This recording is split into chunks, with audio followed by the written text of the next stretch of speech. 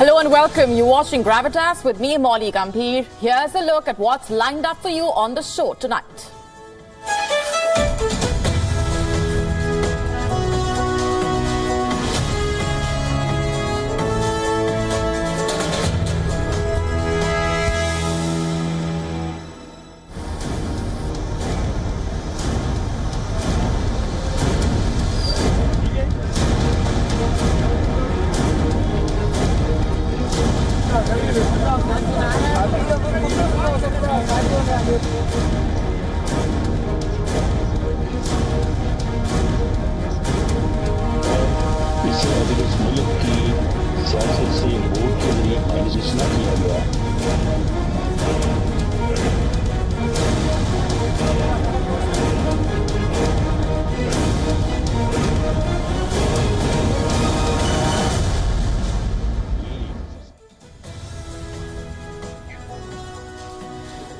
Our cover story tonight is about a country that is neck deep in an economic crisis, a mess that is only getting uglier.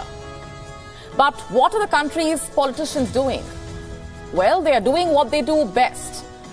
They are hurling accusations, playing the blame game. It's a classic case of misplaced priorities. And this time, the country's interior minister has threatened to resign over a former prime minister's alleged drug abuse. We're talking about Imran Khan. The story is as bizarre as it gets. That's our top focus on the show. Also coming up tonight, we tell you why China's elderly are taking to the streets against Xi Jinping and why these angry protests are becoming a nightmare for the Chinese president. We get to the story of the rise of young women leaders around the world. A look at the journey so far and the long road that lies ahead. We take you on a deep dive into history as we travel back to the year 1912 when the Titanic sank. Uncut footage of one of the earliest visits to the wreckage of the ship has now been released. Our male contraceptive pills arriving soon. We tell you about a medical breakthrough that is dominating headlines.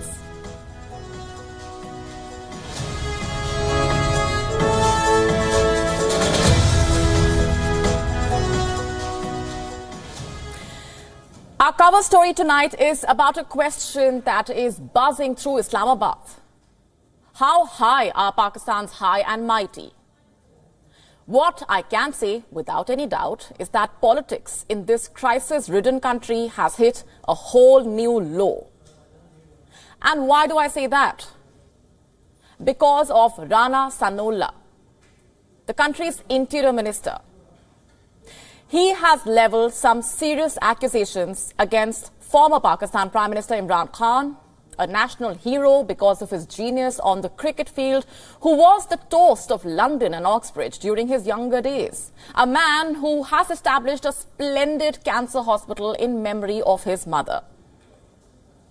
Rana Sanaullah, Pakistan's interior minister, has accused Imran Khan of taking drugs regularly, of excessive consumption of cocaine. And this, by the way, he adds, is what landed the country in an economic mess. Let me just break it down for you. Rana Sanaullah says that Imran Khan consumed so much cocaine that he left the Pakistan economy dry as snuff and the country's debt high as a kite. And that's not all. He also issued a challenge to Imran Khan, a challenge to undergo a blood test. He says that if Imran Khan comes out clean, if the test does not reveal cocaine abuse, he will resign from his post of the country's interior minister. You have to watch this to believe it. Imran Khan जो है ये इस मुल्क की, इस कौम की तबाही है, ये एक फितना है, ये एक फसाद है। इसे अगर इस मुल्क की सियासत से वोट के जरिए माइनस ना किया गया तो ये इस मुल्क और इस कौम को इसी हादसे से दो चार कर देगा। मैं जाती तौर पे मैं इस बात की जिम्मेदारी लेता हूँ, इसकी ऐसी तैसी ये बंद करके दिखाए मुझे। आए ये सड़कों के ऊपर, आए ये सड़कों के ऊपर, इसका वो इलाज हम करेंगे कि ये याद करेगा। क्या आपका वाकई इरादा है इमरान खान साहब को गिरफ्तार करने का? जी बिल्कुल बिल्कुल, मैं इरादा रखता हूँ, लेकिन मैं आखिर वज़ीर-ए-आज़म की डायरेक्शन का और हुकूमत की इजाजत का पाबंद हूँ। इसका ब्लड टेस्ट कराएं, अगर ये कोकीन और आइस का ये एडिक्ट ना निकले तो आप जो है ना मैं इस्तीफा देने को तैयार। Now, I want to stress on two lines that stayed with me. One, we will give him such a treatment that he will remember it for a lifetime. And two, his cocaine abuse has put us on the path of destruction.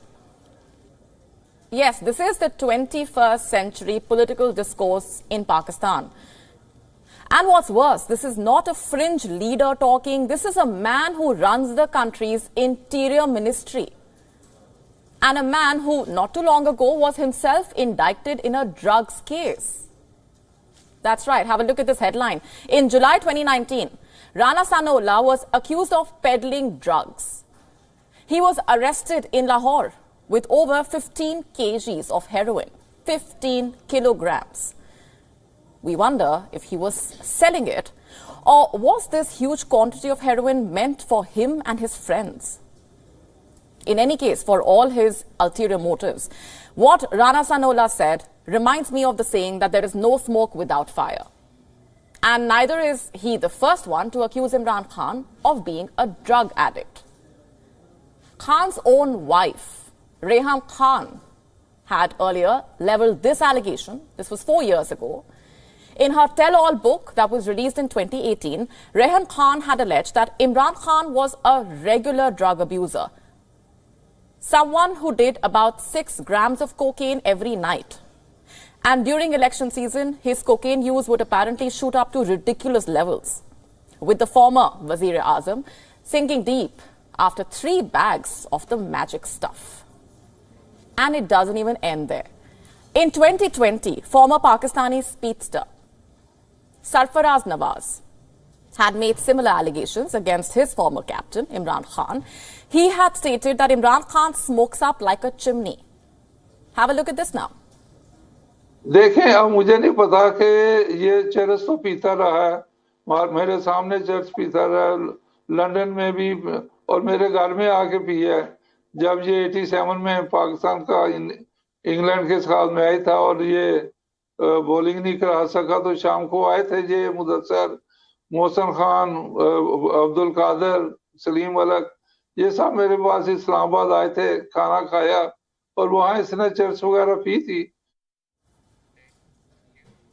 Now, here's the thing. Imran Khan's lifestyle was definitely glamorous enough to invite such suspicions from those who disliked him or opposed him. But that is not the only point of the story. The point of this story is to show you the kind of muck Pakistani politics has descended to. The people don't have enough money left to buy food. But TV channels are airing debates on Imran Khan's drug habits. Let me show you some stories that they should instead be focusing on. Stories that tell you about the abysmal state of affairs in the country. And to start with, there are protests happening in Balochistan. Over what? Over forced disappearances of the Baloch people. Disappearances that are apparently being orchestrated by the Pakistan Army. For the last 1 week, activists, journalists, students, lawyers have been demonstrating in Quetta, trying to bring attention to the army's atrocities. Back in Islamabad, civil servants could also sit on protest soon. And why is that? Because the government is cutting their salaries. Why is that? To secure funds for earthquake victims in Turkey. Reports say their salaries are being slashed by over 50%, 50. And as civil servants brace for more pay cuts, the people are preparing for shortages of essentials. Essentials like medicines. Reports say Pakistan could run out of medicines in a week. Over 40 pharma firms have already halted production, citing unavailability of raw materials used for medicines. Why are the raw materials unavailable? Because Pakistan does not have enough money to import them. If we speak of fuel prices specifically, they have been hiked once again. Petrol is being sold at 272 rupees per litre. Kerosene is being sold for 202 rupees per litre. And why just fuel? Even items like ghee, cooking oil, aerated drinks, cigarettes have become unaffordable for many Pakistanis. The price of ghee has seen 100% rise. The price of cooking oil has been hiked by 200%. Prices of cigarettes have been hiked by 250%. And given the current state of affairs, it doesn't come as a surprise that Fitch has downgraded Pakistan's default rating. Earlier, the rating was CCC-, and now it has fallen over to CCC+. The New York-based global ratings agency saying this is due to critically low levels of forex reserves. It has further warned that a debt default now looks like a real possibility. But the possibility of Pakistan's leaders being able to do something about this seems unreal. They cannot even settle their differences for once to ensure their country does not default. Instead, they are busy being abusive to one another in public, accusing each other of getting high on cocaine and ice. Is it any wonder then that the people are getting increasingly frustrated and angry? The mood is volcanic on the streets. And that should be a matter of concern for the country's leaders, if they can still understand what the people are thinking and saying. And our next story comes from Wuhan, the city that gave us COVID-19. But this story is not about the virus. It's about the people of Wuhan. Have a look at these visuals. They are from Wednesday. They show hundreds of people scuffling with police officials in Wuhan. Why? To protest cuts in medical benefits. I'll explain that in a bit. First, you have to see these images.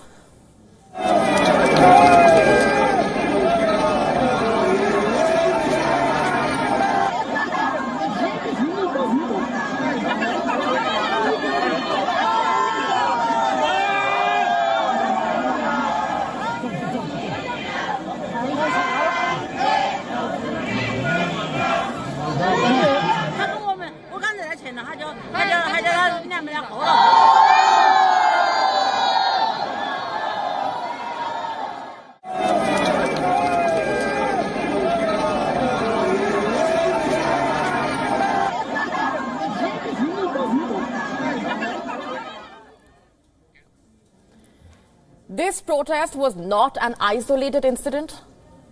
Have a look at these images now. They are from Wuhan's Zhongshan Park area. Thousands assembled here on Wednesday afternoon. They were seen singing the international anthem used in socialist movements across the world. Watch this.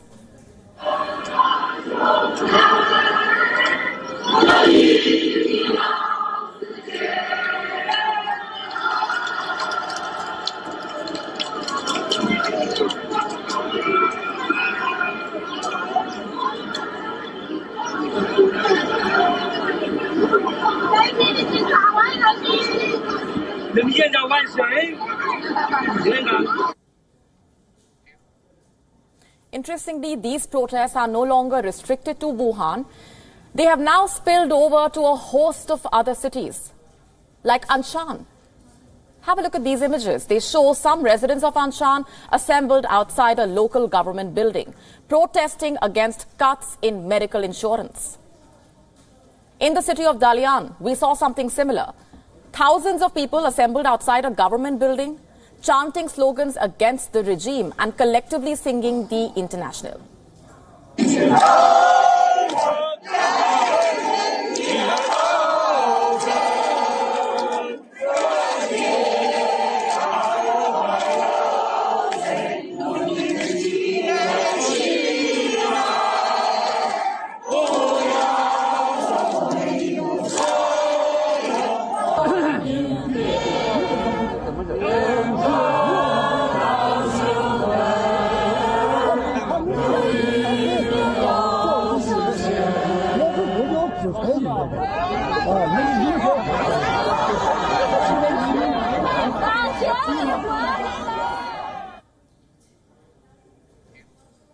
These visuals are striking, to say the least. They indicate a return of domestic unrest, a return of protests similar to what we saw last year. The question is, what sparked these demonstrations? And the answer is slightly long.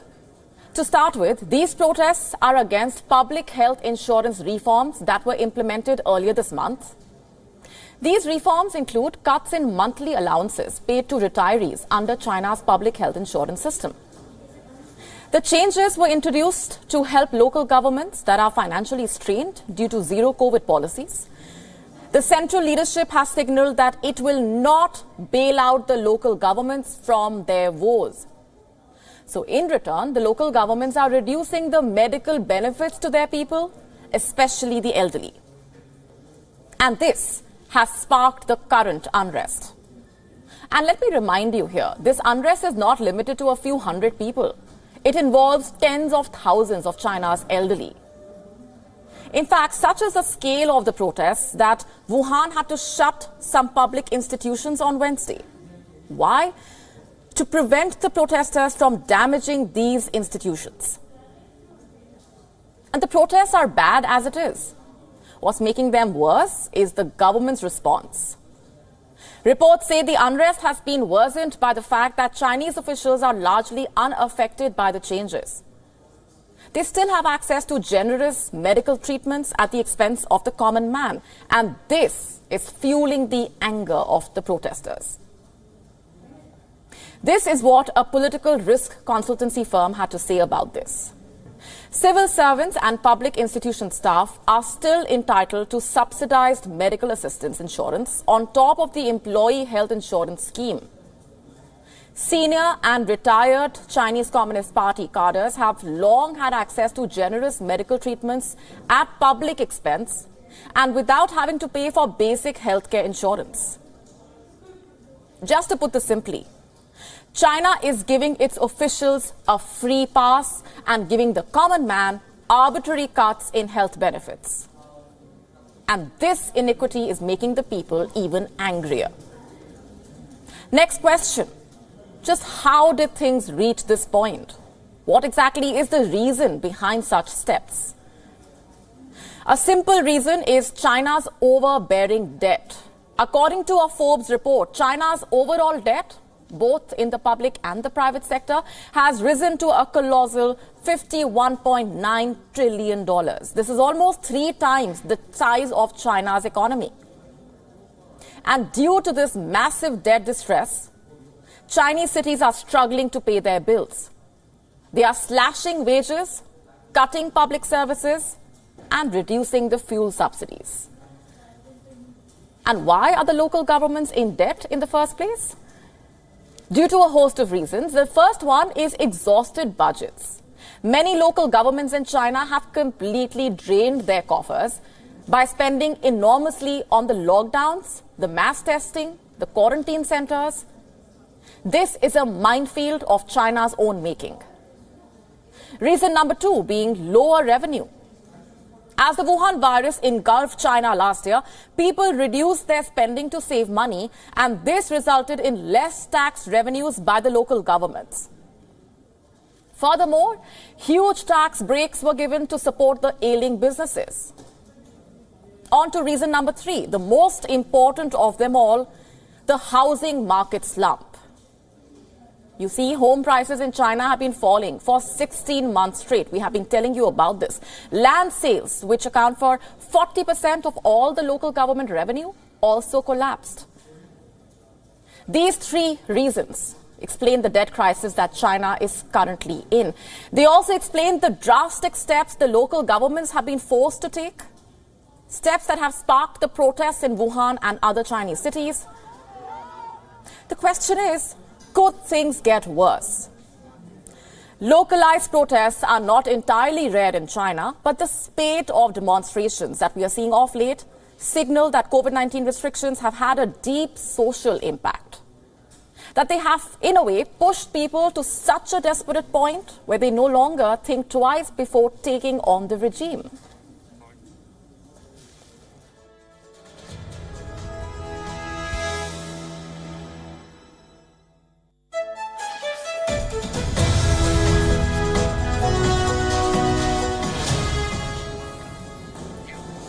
And our next story is about the global political landscape. and how it's changing. I have a question for the women who are watching this show tonight. How do you feel when you see a young woman in a position of power? Do you feel at ease? More secure maybe? Why is that? Is it because you feel like they would be paying more attention to women's issues? More equality perhaps, with gender-sensitive governance reforms? You know why I'm asking you this? Because of something very interesting that's happening. Young, extraordinary women are rising to power. They are taking the reins and bringing in reforms. Scotland's First Minister, Nicola Sturgeon, has announced her resignation. She was the first woman of the country to hold the post, and she did that for 8 years.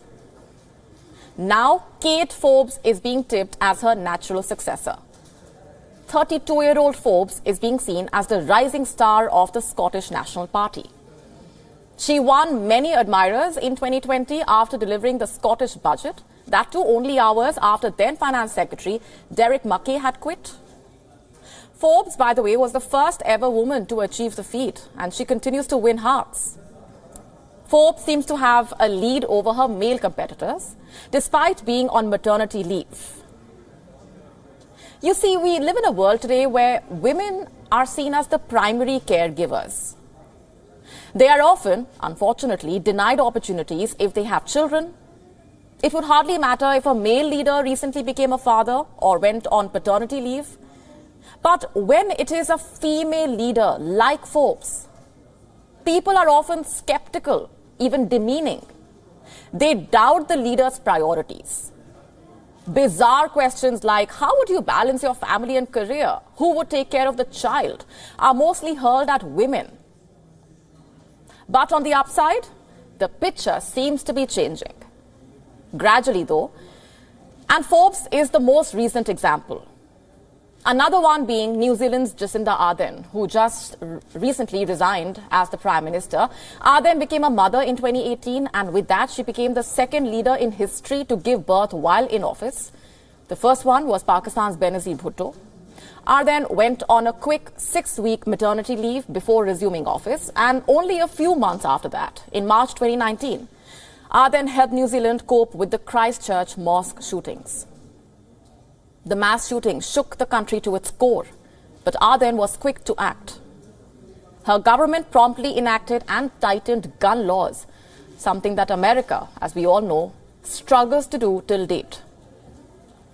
The grim part is, even powerful women like Jacinda Ardern face sexism.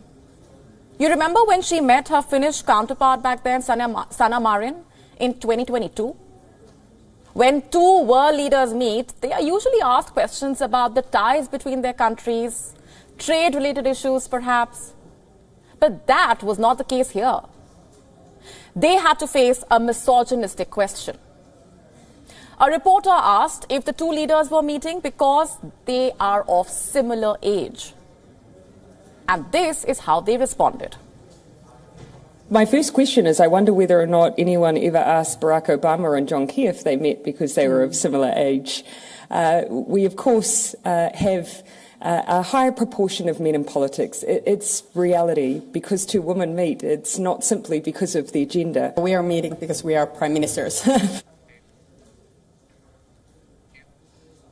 And this was only months after Sanna Marin's party videos had gone viral on social media. The 37-year-old faced widespread backlash. Some even demanded that she should be taking a drug test. But Marin was more than happy to do that. She has never made partying a secret, and why should she? She has often been photographed at music events.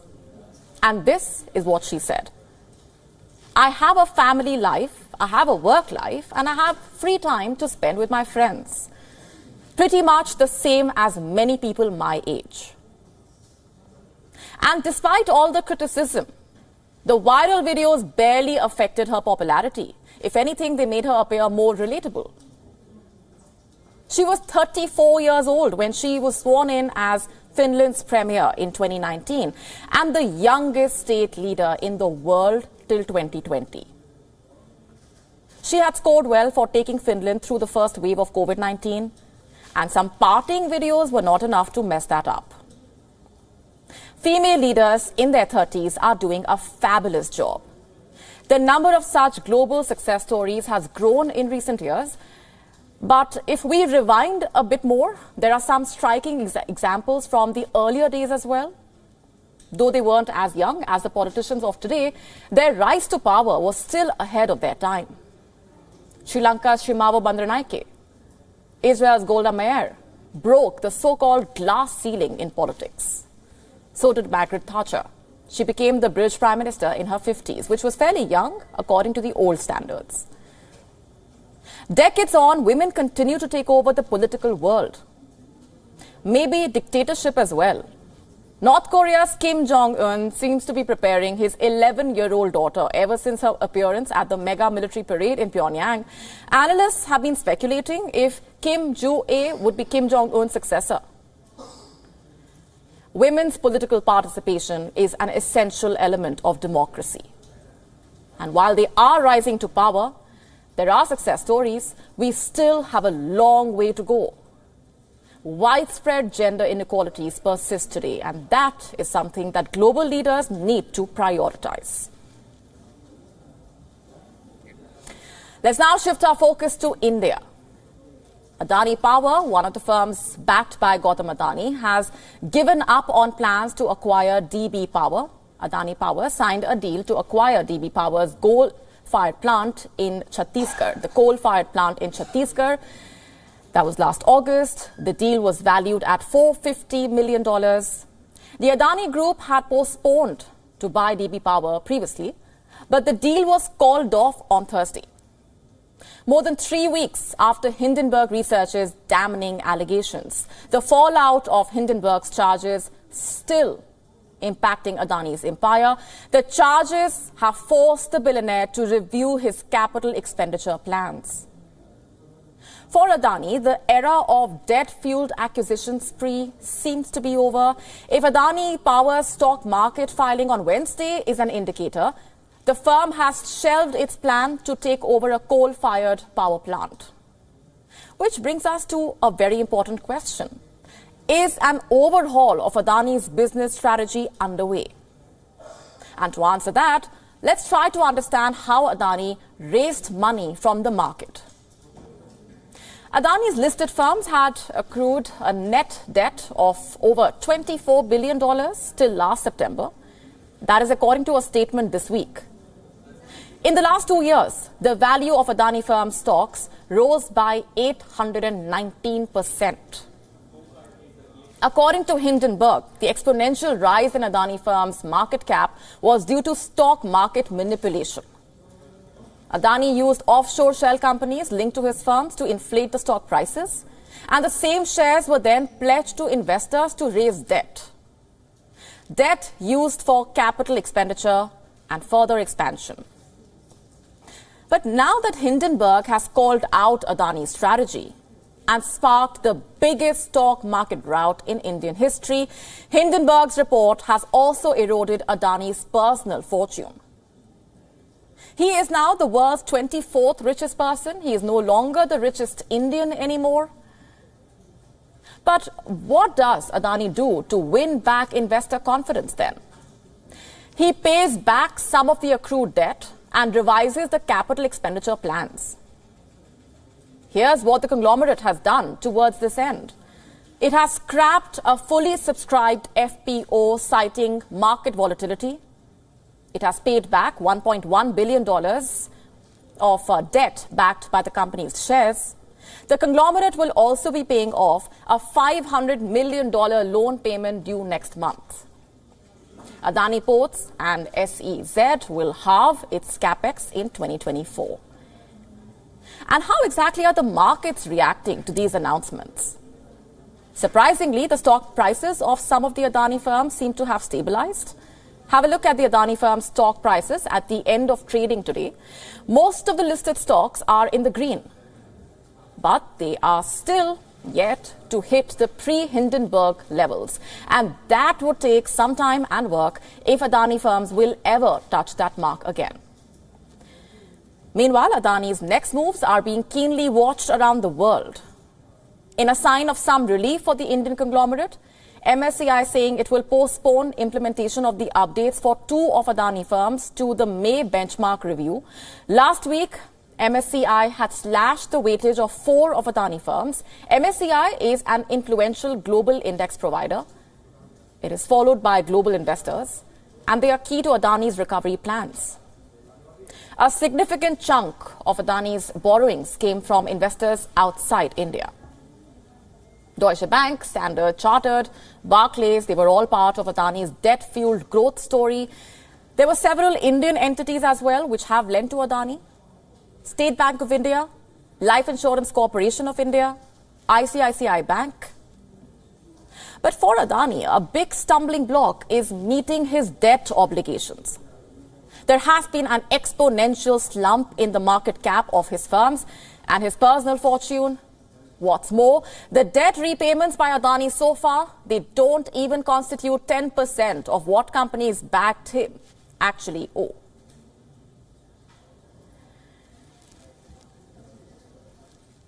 Our next story is from the United States. Influence peddling is a sad reality of American democracy. What's worse, it has started to resemble a family business now. US President Joe Biden's younger brother is now under fire. His name is Jim Biden. He is 73 years old. What did he do? In 2012, he engaged in secret negotiations with the Saudi Arabian government. That was when Joe Biden was the US vice president. Jim was hired by an American construction firm called Hillstone International. What for? To settle a $140 million sum for Hillstone's work in Saudi Arabia. Jim says he was hired because of his position and relationship to Joe Biden. It is an explosive allegation, and it could rock Joe Biden's re-election chances in 2024. British tabloid Daily Mail has accessed an affidavit from 2017. The affidavit contains conversation excerpts between James Biden and an ex-US Treasury official. The ex-official in question is named Thomas Sullivan. Under the scanner are James Biden's links to an American construction firm. And here's what James Biden told Sullivan during their 2017 meeting. Sent to represent Hill because Biden's name did not hurt, attended a meeting with Saudi officials due to his position and relationship with Joe Biden. And what's more, Hill's CEO Irvin Richter saying that he selected James for a reason. What was that? Because Saudi Arabia will not dare to stiff the brother of the vice president. So did Joe Biden, the then vice president, know about his brother's dealings? The answer is apparently yes. Sullivan recalls a conversation with James' wife, Sarah. Thomas Sullivan, the U.S. ex-official of U.S. Treasury, quoting him, she told me that her husband and his brother were very close and that they told each other everything. And after the revelations, the House Oversight Committee is expected to swing into action. The Republican-dominated committee is already investigating Biden's family members. James Biden is already on the radar, and so is Hunter Biden, the 53-year-old son of Joe Biden. They have both been asked to turn in any relevant government records that they might possess. Hunter has rejected to turn in the documents to the committee. Hunter is accused of making billions of dollars in lucrative business deals, alleged deals with companies linked to the Chinese Communist Party. Allegedly, he did so using his father's position as vice president. That was between 2009 and 2017. For Biden, matters got worse in the year 2020. That's when a laptop belonging to Hunter was found. It contained evidence proving Joe Biden's involvement in his son's dealings. Biden is charged with using his presidency to suppress social media discussions about the laptop controversy. Listen in to what the House Oversight Committee Chair, James Comer, said this month. The details exposed in the Post article indicate that Joe Biden lied to the American people. Immediately following the story's publication, America witnessed a coordinated campaign by social media companies, mainstream news, and the intelligence community to suppress and delegitimize the existence of Hunter Biden's laptop and its contents. That morning, Twitter and other social media companies took extraordinary steps to suppress that story. Twitter immediately removed the story and banned the New York Post account. However, it's not only Joe Biden whose family members are charged with influence peddling. The Republicans are no saints either. Take the example of Jared Kushner. He is the son-in-law of former US President Donald Trump. Kushner is accused of soliciting over $2 billion in foreign investments. The investment came from Saudi Arabia. As per the New York Times, the investment was personally vetted by MBS. He's the crown prince of Saudi Arabia. The investment came after Kushner had left the White House, but his role as an envoy to the Middle East under Trump does raise eyebrows. The Democrats have sought a probe into the claim against Kushner, the same way that Republicans are hell-bent on not letting the Biden family off the hook. But a bigger point is hard to miss. And this is about the lobbying culture in American politics and how it is being milked to fill the coffers of families of those in power. Let's now talk about a medical breakthrough. Scientists are saying that a male contraceptive pill could soon be a real possibility. A male contraceptive pill.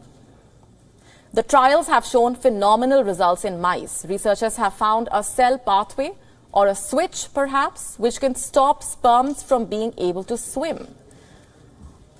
Let's see how the pill works. It keeps the sperm stunned for at least a few hours. It would be long enough to stop them reaching the egg, and the pill has an upper hand over female contraceptives. It will not involve any hormones. This would be one of its biggest advantages. If you are a woman and you've tried birth control pills, you would understand what I'm talking about. They affect female hormones, not to forget they come with a host of side effects. Hormonal pills for males have not done so well in the past. Their trials have been cancelled due to severe side effects. This included acne, mood disorders, impact on the libido. Contrary to that, the male contraceptive pills will not knock out testosterone. They will not cause any hormone deficiency side effects either. The pills would simply inhibit the movement of the sperms. That too only for a few hours. Their effect would completely wear off after 24 hours. Another advantage is that men would only need to take the pill when needed, unlike females who need to pop a birth control pill for a good part of the month. Even if a single dose is missed, the birth control does not yield results. But for men, that would be different. If the contraceptive pill does work out, they could take it an hour before. This means that they would be able to make day-to-day decisions about their fertility. However, many more tests are planned and required, moving to rabbits before humans. So we are yet to see how effective the pills would really be. But that's not all. Another male contraceptive has been in the works, and this one is a bit tedious as compared to the other. It's called Nestoron. The testosterone gel suppresses sperm concentrations, leading to effective contraception as long as it is used. However, it requires the daily application of gel across the shoulders.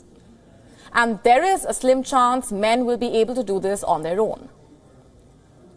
Nestoron is already in the human trial stage. The trial was oversubscribed, with many of the volunteering couples being in their early 20s. Ever since female contraceptive pills were developed, there has been a growing need for a male equivalent. Women have been waiting for the responsibility to be shared and side effects with their partner. But here's the catch. For the ladies out there, would you trust your partner with it? According to an open poll by Opinory, now I don't want to sound stereotypical, but what about their forgetful nature? more than 60% females would find it difficult to trust their male partners with a contraceptive pill. Seems too big of a risk to take, does it not? And let's not forget, old-fashioned gender roles are still present. Women are still expected to do the lion's share. So will men be willing to take the responsibility? Perhaps it might be easier for Gen Z and millennials. In a 2022 report published by Inner Body Research, 81% of Gen Z men said that they would be willing to try oral contraception. But for the older generation, it might be a difficult change. 65% of millennial men, 58% of Gen X men, and 64% of boomer men said they would be up for it. Let's face it, it could very well come down to masculinity for some. Lowering their sperm count, even temporarily, could seem like a threat to their malehood. But that is toxic masculinity at question. Men's approach towards contraception seems to be changing with time. At least the figures reflect that. Would the contraception pill be a success if it is developed? We surely hope so. On that note, it's a wrap on this edition of Gravitas Tonight. We are leaving you with Gravitas images. Thanks very much for watching.